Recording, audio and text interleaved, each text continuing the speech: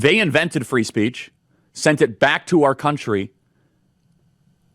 There's so much wrong with that country, and it is not worthy of making fun of. I mean, you can have some laughs and some comedy, but it is depressing. It is dark. And I came back literally kissing the ground when I came back from London yesterday. Dear Charlie Kirk, Donald Trump, and all of our patriotic friends in the United States of America, we know the UK is in trouble.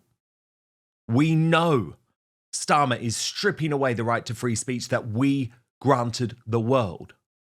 We know our government is totalitarian. We know we have political prisoners. We're trying to fight. It's hard, but this week there were some positive signs. As Nick Buckley posted on X, Manchester, the ripples of Southport will change this country forever. 22 dead in my city changed nothing, but the slaughter of 3 girls in Southport awoke the nation. It's time for a massive change. I smell it in the air. Now he was referring to this scene.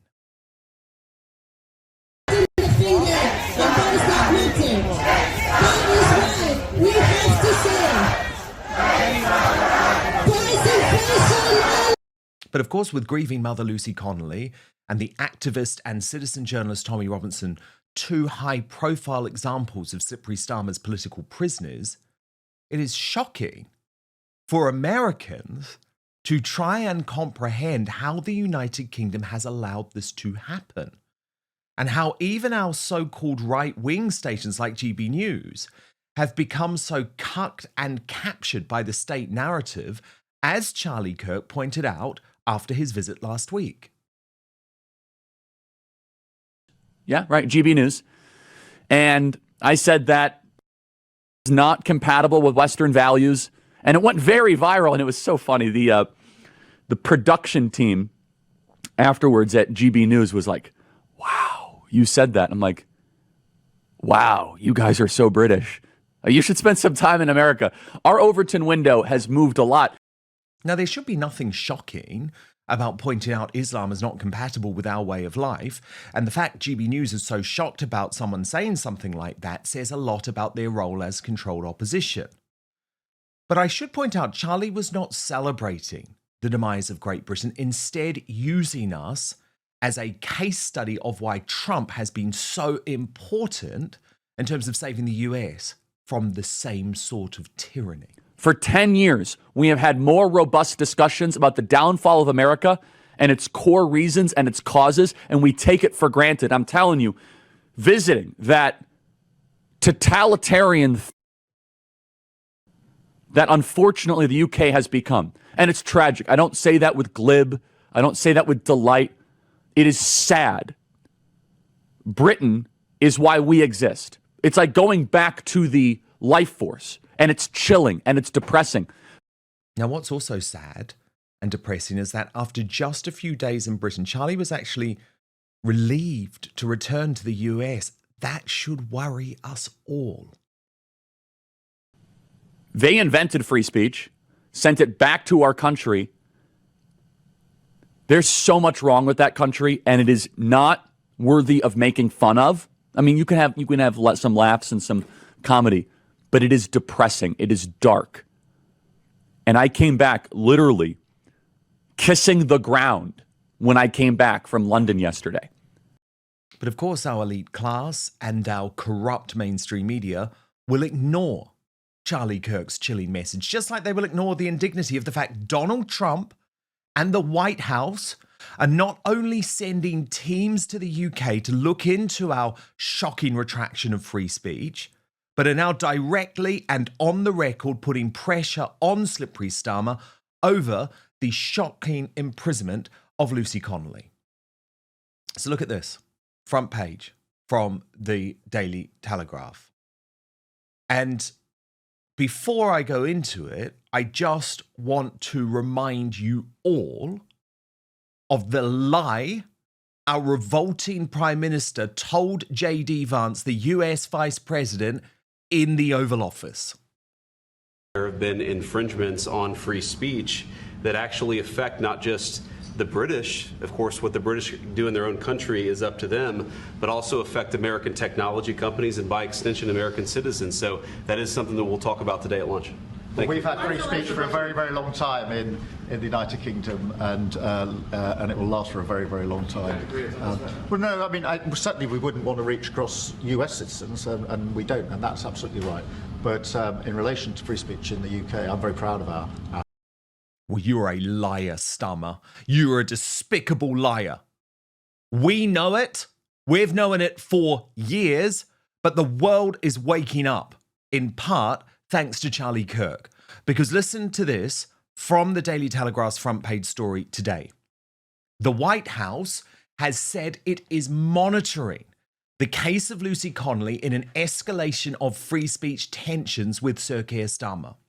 State Department officials are examining the treatment of Connelly, the wife of a Conservative councillor who was jailed for 31 months over a social media post about the Southport attacks. Judges threw out an appeal brought by the 42-year-old last week, meaning she will not be released before August. Campaigners raised her case with Marco Rubio, the US Secretary of State, as part of a wider effort to challenge what they regard as draconian hate speech laws across Europe. A spokesman for the US State Department said, "We can confirm that we are monitoring this matter. The United States supports freedom of expression at home and abroad and remains concerned about infringements on freedom of expression." Appalling, but true. And thank God they care enough to send this message. In the case of, say, Lucy Connelly, for example, Yes. that clearly what she said was completely stupid. There's no defense for it. However, 31 months in prison when you have violent people who've done just horrific acts Yes. that get out far less time, 31 months. You see some of these restrictions. And also keep in mind with President Trump, this is personal on free speech. You think about how he was deplatformed by the major social media platforms in his own political campaigns. You also look at the way they suppressed the Hunter Biden laptop story. Yeah. Because we've also heard about the suppression of Biden's bad health. Correct. Well, that one is a little bit more complicit from both his own staff and the media. But there should be free speech. There should be a fight for free speech. And I'm glad that the State Department, at President Trump's direction, is using the bully pulpit to advocate for that. We should be ashamed. This story, if we had an honest media, would be leading the British bashing corporation, woke ITV, and Sly News. But of course, it doesn't fit the establishment narrative, so it's ignored. Yet another reason why the MSM deserves to die this slow and painful death. Now, today's superstar panel.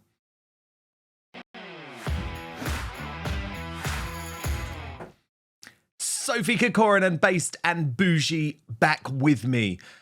Based and Bougie, when you listen to the words of Charlie Kirk, as a young British woman facing potentially decades trying to save this country, how does it make you feel? No, my heart actually broke a little bit. My heart actually broke because everything Charlie Kirk has said is everything I've been feeling for the last 2 years, ever since I've started my journey in journalism. I don't think people understand that something very dark is coming into the UK. I mean, it's already started, and we are living in very, very dark times. We're living in a time where a woman is she's been in prison now for over 200 days for a silly tweet. It was a very, very silly tweet. And to be honest, she had every right to be angry because when 3 babies are slaughtered, all bats are off.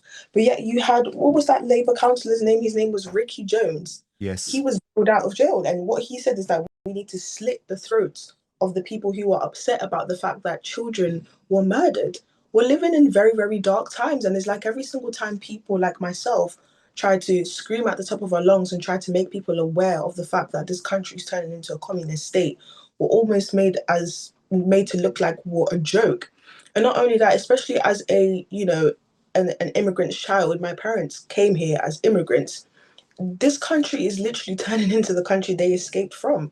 A lot of immigrant parents, especially African immigrants, they came here for that freedom of speech. Like everything we are seeing here, people being jailed for simply having an opinion or for tweeting. These were things that used to happen during socialist Marxist Africa during the 60s. And yet it's happening here in the UK, and everyone seems to be taking it as a joke. People want to label us, they want to call us far right, they want to call us coon, they want to call us everything under the name. But one thing my parents would always tell me is, if you don't listen, you will learn. So it's dark times that we're living in. I don't think people understand what is coming. I completely agree. Sophie Corcoran, what was your reaction to Charlie Kirk? But first, you know how often I talk about the need for free speech to be protected. Well, I've been increasingly thinking of the need for personal protection from snoopers, bad actors, and hackers online, and I'm delighted to tell you I have now found the fail-safe solution. But what's more, this VPN, or virtual private network to use the full term, is a life changer when it comes to providing you entertainment and information from anywhere in the world, wherever you are. Let me introduce you to Surfshark, an incredible and an easy-to-use service that encrypts all your internet traffic, meaning your online activities stay safe so you can shop, stream, browse, and conduct your banking online in complete privacy. But the benefits of Surfshark go way beyond keeping you safe online. It allows you to access your favorite entertainment and news shows and channels from international streaming services like Hulu, iPlayer, HBO Max, and Peacock, as well as Netflix, Amazon Prime, and Disney+. And what it means is that within seconds, you can be watching as if you're in another country. No worries about geo-blocks on your favorite shows anymore. And if you're traveling for work or on holiday, you can also get all your favorite content from home, including sports. Surfshark is an insurance policy against creeping censorship in many countries like France, which has blocked Rumble for many months now. Watch anything, anytime, anywhere. It is true freedom, which I am here for. Oh, and by the way, a VPN can save you money too, because you can actually get the best deals from websites that change their prices depending on where you're buying from. There are other benefits too. You can use Surfshark on unlimited devices, which means your entire household can stay safe with just one subscription. And with over 3,200 servers in over 100 countries, there is a world of choice at your fingertips with 24/7 customer service if this is your first time using a VPN. So go to surfshark.com/outspoken for an extra 4 months of Surfshark at an unbeatable price. What's more, Surfshark's so confident it's the best VPN in the world that you can give it a try for a full 30 days. And if you're not entirely confident, you will get your money back. So go to surfshark.com/outspoken for an extra 4 months of Surfshark at an unbeatable price. But now, back to the show.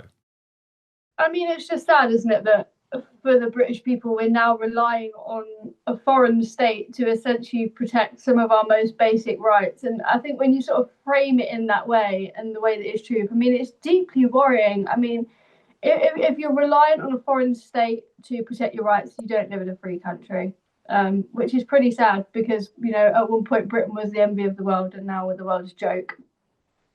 It's incredibly sad. At the same time, is there the possibility that this, how do we put it, intervention from the US State Department into the case of Lucy Connelly might shame Slippery Starmer and his communist comrades into taking some sort of different approach, or are they just so locked in? Well, hopefully it will do, because obviously he claimed the other day in an interview that he didn't know anything about the case. And I was like, well, I'm sorry, but if like Marco Rubio knows about the case in the US, there is no way on God's green earth that our Prime Minister does not know what's going on.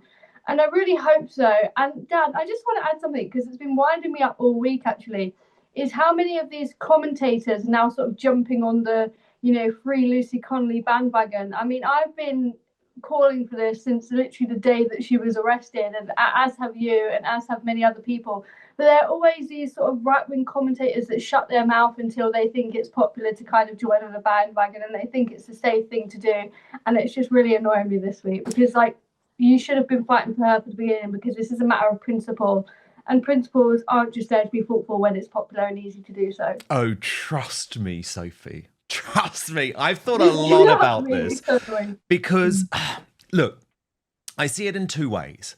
There's one side of me that thinks, look, the most important thing in this case is that Lucy Connelly is freed and that the attention is brought to this case. And in some ways, I'm so proud of the campaign that Outspoken has started. I specifically got Alison Pearson involved. She's taken this to such a wide mainstream media audience, bravely, by the way. Then the Free Speech Union got on board. But at the same time, there is that part of me, and I'll let Based and Bougie come in on this, but there's this part of me that's like, oh my God, you didn't say a thing, Piers Morgan, when this was all going on. And you haven't said a thing about Julie Sweeney, who is the grandmother in jail for a Facebook group message. You haven't said a thing about Peter Lynch, the protester who died behind bars. So look, there are a lot of Johnny-come-latelys to this. At the same time, part of me thinks, Based and Bougie, maybe we just need to shift the Overton window. That's our job in this independent media space, to wake people up. And if they do wake up late, maybe it's better they've woken up late than not woken up at all. Yeah.